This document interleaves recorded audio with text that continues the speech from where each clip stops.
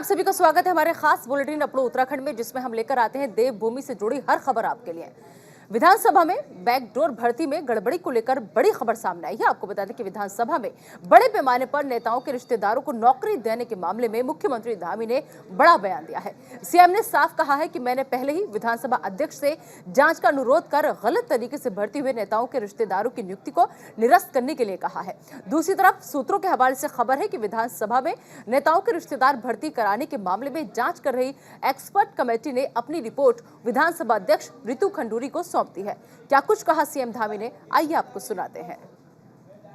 जैसे ही ये मालूम चला कि विधानसभा की भर्तियों में कुछ गड़बड़ियां हुई हैं, जैसी प्रकरण सामने आया तो हमने तत्काल विधानसभा अध्यक्ष जी से अनुरोध किया कि आप इस पर जांच करवाइए, और जांच करवाने के बाद दोषी जो पाए जाते हैं या जो गलत नियुक्तियां हैं अवैध तरीके से हुई हैं, उन सबको निरस्त किया जाना चाहिए। मैं तो अपना मंतव्य पहले उनको दे चुका हूँ और इस दिशा में काम भी हो रहा है।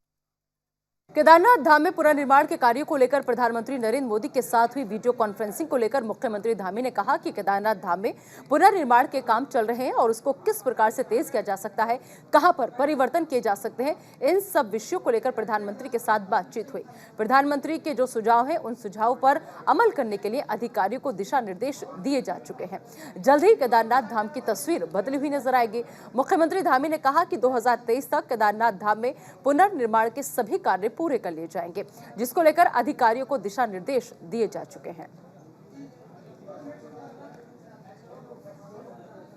और होने हैं समय समय पर केदारनाथ जी का तो पहले से ही जो है वो चाहे वर्चुअल हो चाहे ड्रोन के माध्यम से लगातार उसकी समीक्षा करते रहते हैं। और आज केदारनाथ जी के साथ साथ बद्रीनाथ का जो मास्टर प्लान पर काम हो रहा है, उस मास्टर प्लान पर भी चर्चा हुई। और साथ में जो कल्चर डिपार्टमेंट है उसने भी बहुत रास्तों में से लेकर शंकराचार्य जी की जो समाधि है उस पर बहुत सारे काम कल्चर डिपार्टमेंट के पुरातत्व विभाग के अनुसार होने हैं, उन सभी पर चर्चा हुई है। और हम लोगों ने यहाँ से क्योंकि जो समय सीमा तय की गई है उसमें तेजी से काम हो रहा है। इस बार जहाँ श्रद्धालुओं की संख्या बढ़ी है, श्रद्धालुओं की संख्या बढ़ने के कारण से जो काम करने में एक चुनौती बन गई थी कि ज्यादा भीड़ होने के कारण से कार्य प्रभावित न हो, लेकिन इस बार कार्य प्रभावित नहीं हुआ है। इस बार गत वर्षों की तुलना में 10 गुना ज्यादा काम हुआ है और लगातार बढ़ते समय में भी काम कर रहे हैं।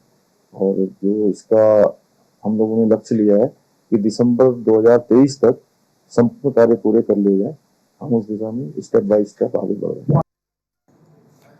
और इसके ऊपर ज्यादा बातचीत के लिए सीधा रुख करेंगे मेरे सहयोगी हितेश त्यागी इस वक्त हमारे साथ जुड़ चुके हैं। हितेश, जिस तरीके से कहा यह जा रहा है केदारनाथ धाम में पुनर्निर्माण के सभी कार्य जो है वो पूरे कर लिए जाएंगे, जिसको लेकर बाकायदा अधिकारियों को दिशा निर्देश भी दिए जा चुके हैं। खुद प्रधानमंत्री नरेंद्र मोदी पूरे कार्यों पर नजर बनाए हुए हैं, लगातार वहां के मुख्यमंत्री से बातचीत हो रही है। ऐसे में सिर्फ दिशा निर्देश दिए जा रहे हैं या फिर असल में काम हो भी रहा है, इन निर्देशों पर अमल भी हो रहा है? स्वाभाविक सी बात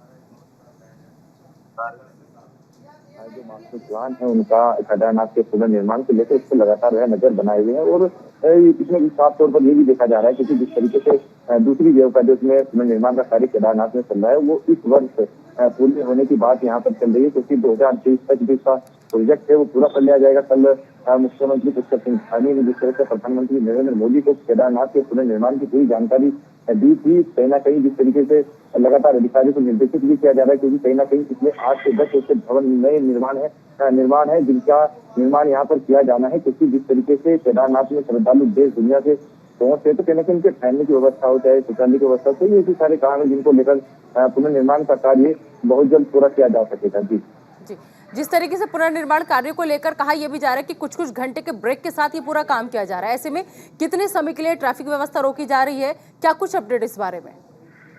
बिल्कुल, देखिए पूरा ट्रैफिक चलाने के दौरान बात करते लगातार जिस तरीके से ट्रैफिक विभाग है वो लगातार इसमें कार्य भी कर रहा है, क्योंकि बारिश का मौसम है और लगातार बारिश पड़ रही है और ऐसे में काम करना बहुत मुश्किल हो जाता है। और लगातार जिस तरीके से प्रोजेक्ट वहाँ पर चल रहा है तो एक घंटे का विलंब इसमें कहीं ना कहीं बीच बीच में देखा जा रहा है, क्योंकि मशीनों के माध्यम से यहाँ पर कार्य किया जा रहा है। कि भूस्खलन की जो आशंका है वो वहाँ पर बनी रहती है, उसी को देखते हुए वहाँ पर कार्य सुचारू रूप से किया जा रहा है। ठीक है हितेश, आप बने रहिए हमारे साथ, तो जल्द से जल्द काम को पूरा करने की कोशिश की जा रही है। उत्तराखंड में लंपी वायरस की अब हम बात कर लेते हैं। दरअसल उत्तराखंड में लंपी वायरस तेजी से फैल रहा है। रोजाना 1000 से ज्यादा पशु लंपी वायरस की चपेट में आ रहे हैं। पशुपालन विभाग की तरफ से लंपी रोग से बचाव और इसकी रोकथाम के लिए पर्याप्त मात्रा में गोटपॉक्स वैक्सीन होने का दावा किया जा रहा है। हरिद्वार जिले से शुरू हुई लंपी बीमारी अब प्रदेश के अन्य जिलों में भी तेजी से फैल रही है। हरिद्वार, देहरादून, उधम सिंह नगर, टिहरी, पौड़ी, उत्तरकाशी, चमोली जिले में अब तक लगभग 21,000 पशु लंपी बीमारी की चपेट में आ चुके हैं। वहीं प्रदेश के पशुपालन मंत्री सौरभ बहुगुणा ने लंपी रोग को लेकर पशुपालन विभाग के अधिकारियों के साथ समीक्षा बैठक की। पशुपालन मंत्री ने लंपी रोग के विषय में जानकारी देते हुए कहा कि उत्तराखंड में अब तक कुल 20,505 केस पंजीकृत किए जा चुके हैं और जिनमें से 8,028 पूर्ण रूप से स्वस्थ हो चुके हैं। वहीं अब तक लंपी वायरस से 341 पशुओं की मौत हो गई है और उन्होंने कहा कि लंपी रोग से स्वस्थ होने की दर 40% और मृत्यु दर 1.6% है। तो पशुपालन मंत्री ने पशुओं के वैक्सीनेशन की जानकारी दी है और जानकारी देते हुए कहा कि प्रदेश में लंपी रोग की मॉनिटरिंग के लिए सरकार द्वारा नोडल अधिकारी नियुक्त किए गए हैं। उन्होंने कहा कि हमारे पास 6 लाख टीके उपलब्ध हैं। 5,80,000 टीके प्रदेश के विभिन्न जनपदों में वितरित किए जा चुके हैं और राज्य सरकार द्वारा 4 लाख टीकों का ऑर्डर दिया गया है। पशुपालन मंत्री ने पशुपालकों से निवेदन करते हुए कहा कि हर पशुपालक को अपने पशुओं का बीमा अवश्य करवाना चाहिए, जिससे किसी भी तरह की हानि होने पर पशुपालकों को उचित मुआवजा दिया जा सके। लंपी स्किन डिजीज के ऊपर, जिसमें कि हम आप पत्रकार बंधुओं के द्वारा, इलेक्ट्रॉनिक मीडिया के द्वारा और सोशल मीडिया के द्वारा हम एक बहुत एक्सटेंसिव प्रोग्राम रन करेंगे ताकि उत्तराखंड के हर पशुपालक तक हम पहुंच सकें, उनको बता सकें। देखिए, कोई डरने की बात नहीं है, ये डिज़ीज़ क्योरेबल है और इसके लिए हम पूरा एक एफर्ट भी चल रहा है, सरकार का बहुत अच्छा एफर्ट चल रहा है। मैं धन्यवाद करूंगा हमारे सचिव महोदय का, उनकी पूरी टीम का, समस्त टीम का, कि लगातार 24/7 हम लोग काम कर रहे हैं, हमारी टीम काम कर रही है। और एक एग्रेसिव हम कैंपेन मंडे से लॉन्च करेंगे, जिसमें कि हम पूरी एक SOPs के साथ, पूरे एक हम डूज एंड डोंट्स के साथ, उसमें हम शॉर्ट वीडियोस बना के कि क्या होना है, कैसा होना है, क्या कर सकते हैं, ये सारा हम पूरा जो है इसको रन करेंगे। मेरे सहयोगी हितेश त्यागी लगातार हमारे साथ बने हुए हैं। हितेश, जिस तरीके से हमने देखा कि लगातार लंपी वायरस जो है वो पैर पसारता चला जा रहा है, कई हजार पशुओं की मौत भी हो चुकी है। ऐसे में अगर हम पशुपालन मंत्री की बात करें, उन्होंने SOP बाकायदा जारी की है, कहा है कि सभी को लंपी रोग के बारे में जागरूक रहना होगा। तो जागरूक रहना होगा या फिर जागरूक करने के लिए सरकार की तरफ से कोई कदम भी उठाए जा रहे हैं? लोगों को इस बारे में जानकारी दी जा रही है कि अगर ऐसा कोई भी वायरस आप देखें, अपने नजदीक देखें, तो आपको कैसे आगे जानकारी साझा करनी या फिर उसका कैसे इलाज करवाना है? बिल्कुल, देखिए स्वाभाविक सी बात है, जिस तरीके से कैबिनेट मंत्री सौरभ बहुगुणा ने ये बैठक प्रेस कॉन्फ्रेंस यहाँ पर की है, प्रेस कॉन्फ्रेंस के माध्यम से उन्होंने कहा है कि सबसे बड़ी बात है कि जिस तरीके से लंपी वायरस जो कि प्रदेश के अंदर 2 जिलों में ज्यादा फैल रहा है, देहरादून और हरिद्वार में ज्यादा से ज्यादा पशुओं की मौत यहाँ पर देखी गई है, गोवंश ज्यादा यहाँ पर मरा है, क्योंकि जिस तरीके से लंपी वायरस बढ़ रहा है उसको देखते हुए सौरभ बहुगुणा ने खासतौर पर ये भी कहा है कि कहीं ना कहीं किसानों को इसमें जो बीमा है उसको ध्यान में रखते हुए बीमा ज्यादा से ज्यादा कराना चाहिए, क्योंकि जिस तरह से पशुओं की हानि यहाँ पर किसानों को हो रही है तो उसका ज्यादा से ज्यादा मुआवजा किसानों को मिल सके। और जिस तरीके से सौरभ बहुगुणा ने साफ तौर पर यह भी कहा है, क्योंकि अभियान की उन्होंने बात की है, क्योंकि जिस तरीके से लंपी वायरस का जो मामला बढ़ रहा है उसको लेकर अभियान चलाने की बात यहाँ पर की गई है। सचिव ने भी साफ तौर पर कहा है कि सभी जो CMOs हैं, जितने भी पशु चिकित्सा अधिकारी है, सभी को निर्देशित किए गए हैं, क्योंकि घर घर जाकर, गाँव जाकर इसके खिलाफ जाकर एक अभियान यहाँ पर चलाया जाएगा, जिससे आमजन को जागरूक किया जाएगा। ठीक है हितेश, आप बने रहिए हमारे साथ। तो जन अभियान चलाने की बात कही जा रही है, लोगों को जागरूक करने की बात कही जा रही है। चलिए बढ़ते हैं आगे। इन दिनों कैबिनेट मंत्री प्रेमचंद अग्रवाल विवादों में घिरे हुए हैं। दरअसल कैबिनेट मंत्री प्रेमचंद अग्रवाल ने अपने विभाग में 32 तबादले किए थे, जिसके बाद मुख्यमंत्री पुष्कर सिंह धामी ने प्रेमचंद अग्रवाल द्वारा किए गए सभी तबादलों को निरस्त करने के आदेश दिए। मुख्यमंत्री धामी के इस कदम की हर तरफ सराहना हो रही है, जिसके चलते पूर्व मुख्यमंत्री त्रिवेंद्र सिंह रावत ने भी CM धामी के तबादलों को निरस्त करने को लेकर सराहना की है।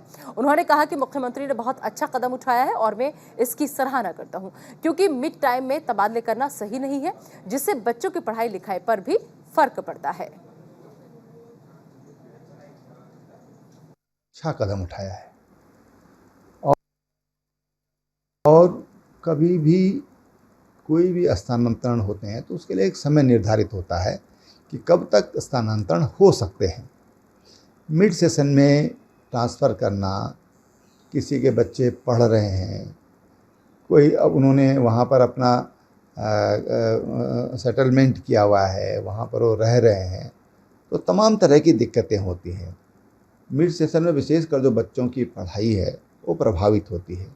और बच्चे माँ बाप के ही नहीं होते, बच्चे सबके होते हैं, बच्चे सबके लिए होते हैं। और इसलिए उसको देखते हुए मुझे लगता है कि मुख्यमंत्री जी ने ये स्थानांतरणों को रोका है। और मैं समझता हूँ कि मुख्यमंत्री जी की इसके लिए बहुत सराहना करना चाहूँगा। उन्होंने एक अच्छा कदम उठाया। और अगली खबर हरिद्वार से है, जहां बीजेपी नेता और पार्टी पदाधिकारी लगातार पंचायत चुनाव के पार्टी प्रत्याशियों के साथ बैठक कर उन्हें जीत का मूल मंत्र दे रहे हैं। पंचायत चुनाव में अब महज 3 दिन बचे हैं। तमाम प्रत्याशी जहां जनता के बीच जाकर नए नए वादे कर रहे हैं, वहीं तमाम प्रत्याशियों में जोश और उत्साह देखा जा रहा है। रावली महमूद ग्राम पंचायत से बीजेपी प्रत्याशी प्रमोद पाल ने कहा कि जनता उनको भारी मतों से विजय बनाएगी। पार्टी विधायक आदेश चौहान के नेतृत्व में मुझे जनता भारी मतों से विजय बनाएगी। बता दें कि इससे पहले इस सीट से प्रमोद पाल की पत्नी नीरजा देवी ने जीत हासिल की थी।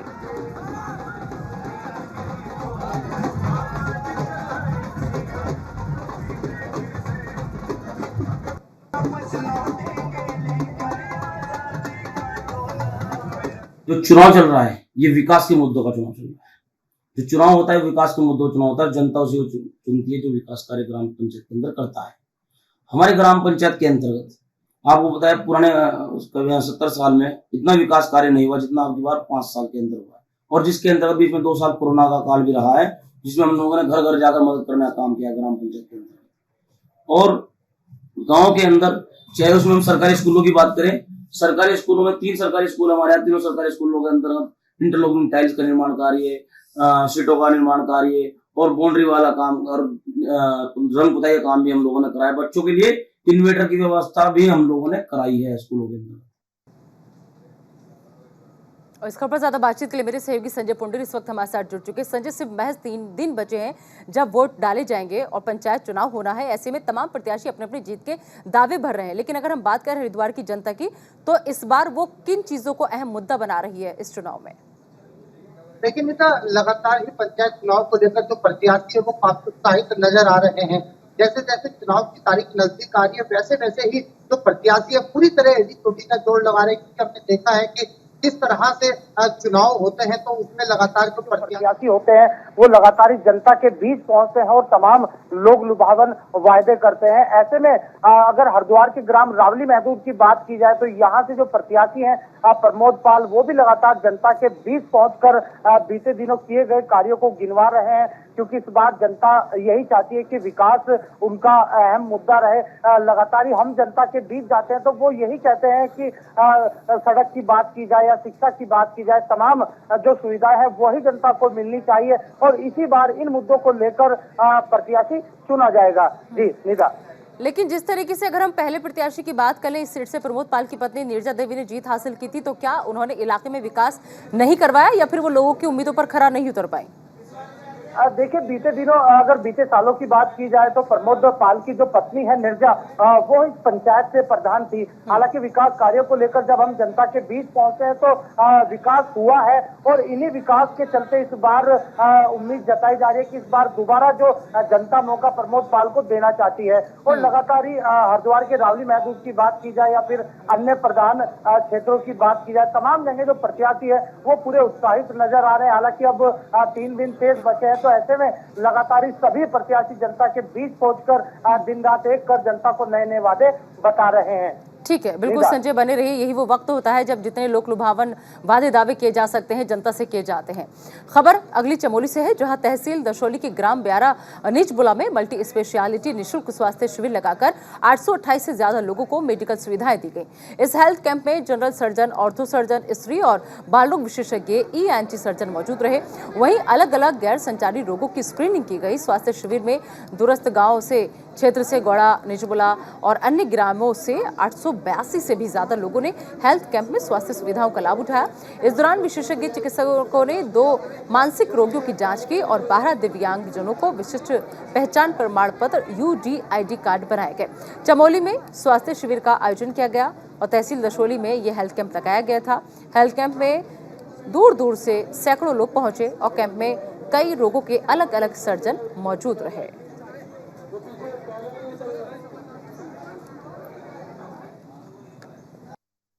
देखिए, आज जो शिविर हमारे यहाँ राजकीय इंटर कॉलेज निजमुला में लगा है, ऐसे शिविर जिला प्रशासन की ओर से जो ये शिविर लगा है बहुत सराहनीय और प्रशंसनीय है। हम सैल्यूट करते हैं ऐसे कार्यक्रमों के लिए। और स्वास्थ्य की पूरी टीम हमारे यहाँ पे क्षेत्र में आई हुई है और हमारे दूर दूर के जो लोग हॉस्पिटल नहीं पहुँच पाते उनका इलाज यहाँ पे देखा जा रहा है, प्रशिक्षण हो रहा है, उनका स्वास्थ्य चेकअप करा रहे हैं। सर कोई अपने बच्चों को भी काफ़ी सुविधाएं मिल रही है यहाँ पे। और गांव-गांव दूरस्थ क्षेत्र से लोग 20-20 किलोमीटर पैदल चल के अभी यहाँ पे अपने क्षेत्र में आए हैं। जो निकटवर्ती आज जिला प्रशासन द्वारा स्वास्थ्य शिविर लगा है, इसका लाभ हमारे पूरे क्षेत्रवासी उठा रहे हैं। और ऐसे शिविर मैं तो सोचता हूँ कि हर 2 महीने में, हर 3 महीने में लगने चाहिए ताकि जन जन तक स्वास्थ्य का लाभ मिल सके। माननीय जिलाधिकारी महोदय की बहुत अच्छी पहल है। इस पहल से हमारे क्षेत्र में आप देख रहे हैं कि दूर दराज के क्षेत्रों में जो ये शिविर लग रहे हैं, जो लोग जिला मुख्यालय तक या बाहर बड़े हॉस्पिटल तक नहीं पहुंच पाते हैं अपने सर्टिफिकेट बनाने के लिए, यहाँ उन लोगों के लिए बहुत अच्छा मौका मिल रहा है। और कई डॉक्टर यहाँ पर आए हैं, हमारे माननीय एसडीएम साहब और हमारे एडीएम साहब, सब लोग यहाँ पर आए हैं। हर विभाग के स्टॉल लगे हैं, जिससे हम जो डीएम साहब का एक अपना वो स्पेशल जो ऐसे कह सकते हैं इसको कि दूर दराज के क्षेत्रों को लाभ पहुँचाने की मुहिम है। इसमें मेरे को लग रहा है कि ये एक अच्छी पहल है और इसमें काफ़ी लोगों को लाभ मिल पा रहा है। उत्तराखंड में इन दिनों बीएसपी और कांग्रेस जैसे विपक्षी दलों से कई दिग्गजों का सत्ताधारी भाजपा में शामिल होने का सीजन चल रहा है। ऐसे ही कुछ कल लक्सर की जमीन पर भी देखने को मिला, जहां राज्य के पूर्व मुख्यमंत्री त्रिवेंद्र सिंह रावत सहित भाजपा के प्रदेश प्रभारी दुष्यंत गौतम और भाजपा के प्रदेश अध्यक्ष महेंद्र सिंह भट्ट ने उत्तराखंड कांग्रेस कमेटी के प्रदेश महामंत्री प्रमोद खारी को भाजपा की सदस्यता दिलाई। दरअसल अभी हरिद्वार जनपद में त्रिस्तरीय पंचायत का चुनाव अपने चरम पर है और ऐसे में बीजेपी ने जिला पंचायत अध्यक्ष की सीट के साथ साथ पूरे जिले में बीजेपी को जीत दिलाने के लिए एड़ी चोटी का जोर लगाया हुआ है। विपक्षी दलों के कई दिग्गज नेताओं को अपने संगठन में शामिल करते हुए सियासत की जमीन पर बीजेपी का खेमा अपनी मजबूती का प्रदर्शन करता हुआ नजर आ रहा है।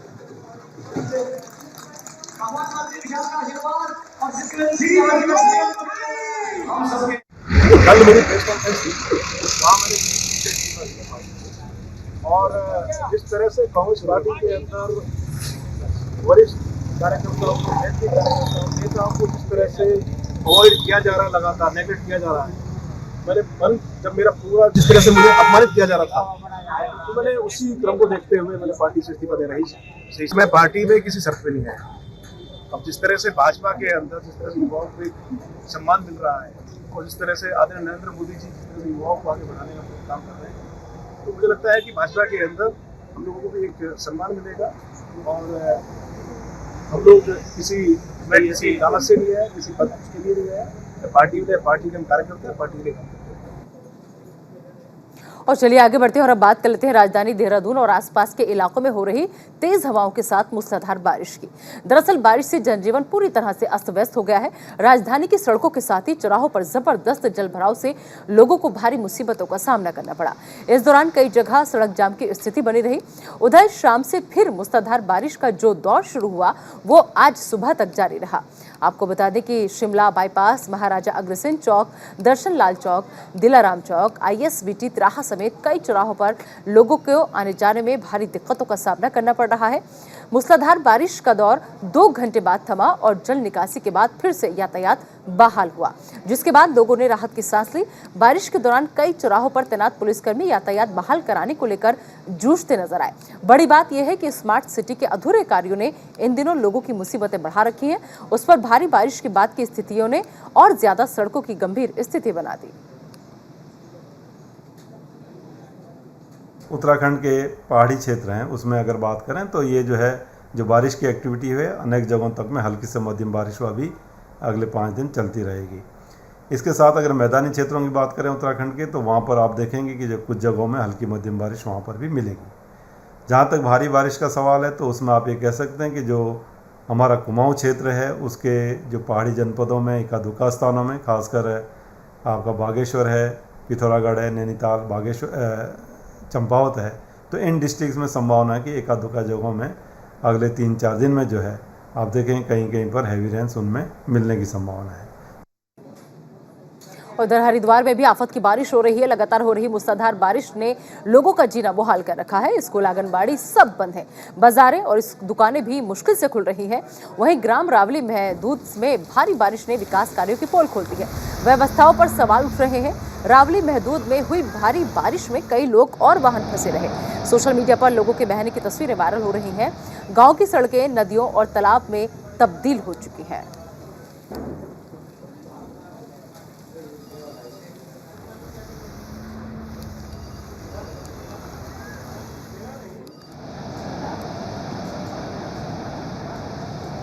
हरिद्वार में भी आफत की बारिश जो है वो दर्ज की गई है। जनजीवन पूरी तरह से अस्त व्यस्त हो चुका है। सड़कें जो है वो जलमग्न है। आप देखिए कि कैसे जिन विकास कार्यों की लगातार बात कही जाती थी, उन्हीं विकास कार्यों की आज पोल खुलती ये सड़कें पूरी तस्वीर बयां कर रही हैं। और यही वजह है कि व्यवस्थाओं को लेकर कई सवाल जो है वो उठ रहे हैं, क्योंकि लोगों को खासी दिक्कतों का सामना करना पड़ रहा है। घर से बाहर कदम निकालते ही स्कूल, कॉलेजेस सब कुछ बंद है। बाजार नहीं खुल रहे हैं। यहाँ पर दुकानें जो है वो बहुत मुश्किल से खुल रही हैं।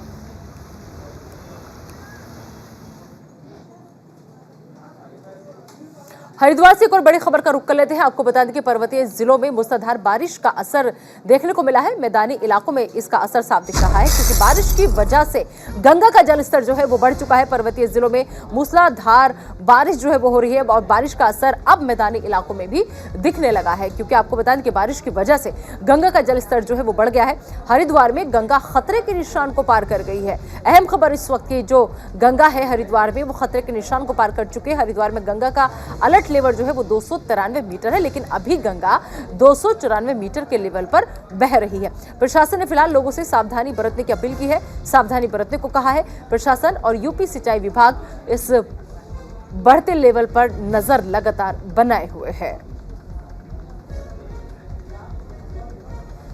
और इस खबर पर ज्यादा बातचीत के लिए आइए सीधा रुक करेंगे मेरे सहयोगी संजय पुंडीर इस वक्त हमारे साथ जुड़ चुके हैं। संजय, जिस तरीके से मौसम का मिजाज लगातार बिगड़ रहा है और अब प्रशासन, यूपी सिंचाई विभाग सब नजर बनाए हुए हैं, गंगा नदी जो है वो खतरे के निशान से ऊपर बह रही है, ऐसे में जो लोग हैं उन्हें कितनी दिक्कतों का सामना करना पड़ रहा है?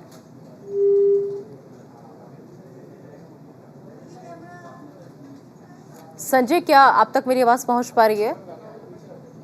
तो चलिए संजय से आगे जुड़ने की कोशिश करेंगे। दरअसल तमाम लोग जो ये खबर देख रहे हैं, सावधानी बरतिए, क्योंकि सावधानी महज एक बचाव है। पर्वतीय जिलों में मूसलाधार बारिश हो रही है और अब इनका असर जो है, इस बारिश का असर मैदानी इलाकों पर भी दिखने लगा है, क्योंकि जहां पर नदी नाले हैं वो पूरे उफान पर हैं। सड़कें लबालब नजर आ रही हैं। बारिश की वजह से गंगा का जलस्तर जो है वो भी लगातार बढ़ता चला जा रहा है। हरिद्वार में गंगा खतरे के निशान के पार बह रही है। संजय से एक बार फिर से जुड़ने की कोशिश करते हैं। संजय, अगर आवाज पहुंच रही है आप तक, तो इन तमाम हालातों के बीच आम जीवन जो है वो जिस तरीके से अस्त व्यस्त हुआ है, लोगों को कितनी दिक्कतों का सामना करना पड़ रहा है? देखिए निका, लगातार ही उत्तराखंड के पहाड़ों में जहां आफत के बादल बरस रहे हैं, तो इसका सीधा सीधा असर मैदानी जिलों पे भी पड़ रहा है। और यही वजह है कि अब जो गंगा है उसने रौद्र रूप ले लिया है, जिसके चलते हरिद्वार जिला प्रशासन पूरी तरह अलर्ट मोड पे आ गया है। हरिद्वार की गंगा का जल स्तर बढ़ने से जो आसपास के रह रहे लोग हैं वो बेहद चिंतित हैं, क्योंकि हमने देखा है कि जब गंगा का जल स्तर बढ़ता है तो उसके आसपास रह रहे लोगों में कहीं ना कहीं बाढ़ का खतरा भी बन जाता है। और यही वजह है कि इस बार जो हरिद्वार जिला प्रशासन है और आपका जो राहत टीमें है वो लगातार निरीक्षण कर रही है और लगातार ही बाढ़ प्रभावित क्षेत्रों का निरीक्षण करके लोगों से अपील कर रहे हैं कि आप समय रहते सुरक्षित स्थान पर पहुंच जाएं, क्योंकि हमने देखा है कि जब बाढ़ के हालात हो जाते हैं, कई लोग बह जाते हैं और कई लोगों की जान चली जाती है। निपटने के लिए लगातार हरिद्वार जिला प्रशासन पूरी तरह तैयार है। और आप देख सकते हैं कि तस्वीरों में किस तरह से जो गंगा है वो पूरी तरह उफान पर है। और हालांकि जो बाढ़ चौकियां है वहां पर भी सीसीटीवी से नजर बनाई हुई है। सभी जो बाढ़ राहत जो टीमें हैं वो लगातार लोगों से भी अपील कर रहे हैं कि आप सुरक्षित स्थान पर चले जाए। निदा, बिल्कुल ठीक है। चलिए संजय, बहुत बहुत शुक्रिया इस तमाम जानकारी के लिए आपका। और उत्तरकाशी से इस वक्त बड़ी खबर का रुख कर लेते हैं। आपको बता दें कि गंगोत्री राष्ट्रीय राजमार्ग हेल्क घाट के पास बंद है और चारधाम यात्रा पर दरअसल हो रही बारिश गंगोत्री जाने का मार्ग जो है वो बाधित हो चुका है। उत्तरकाशी पुलिस ने ये एडवाइजरी जारी की है, अभी गंगोत्री यात्रा पर न जाएं तीर्थयात्री। ये एडवाइजरी जारी करके तीर्थयात्रियों से अपील की जा रही है। दरअसल भूस्खलन के चलते गंगोत्री यात्रा मार्ग को बंद कर दिया गया है। 2000 से ज्यादा यात्री मार्ग में फिलहाल फंसे हुए हैं। बारिश की वजह से मार्ग खोलने में परेशानी जो है वो आ रही है। मार्ग खोलने में फिलहाल बीआरओ और पुलिस की टीम जो है वो जुटी हुई है। तो उत्तरकाशी पुलिस ने बाकायदा एक एडवाइजरी जारी करके इसकी सूचना दी है और अपील भी की है कि अभी गंगोत्री यात्रा पर तीर्थयात्री यात्री जो है वो ना जाएं, क्योंकि भूस्खलन के चलते गंगोत्री यात्रा मार्ग जो है वो बंद कर दिया गया है और अभी भी 2000 से ज्यादा यात्री ऐसे हैं जो इस मार्ग में बीच में फंसे हुए हैं, क्योंकि दूर तक जहां तक नजर जा रही है ये मलबा जो है वो गिर रहा है और फिलहाल बीआरओ और पुलिस जो है वो मार्ग खोलने में जुटी हुई है। फिलहाल इस बुलेटिन में अभी के लिए इतना ही। आप दीजिए इजाजत, लेकिन बने रहिए न्यूज़ इंडिया के साथ।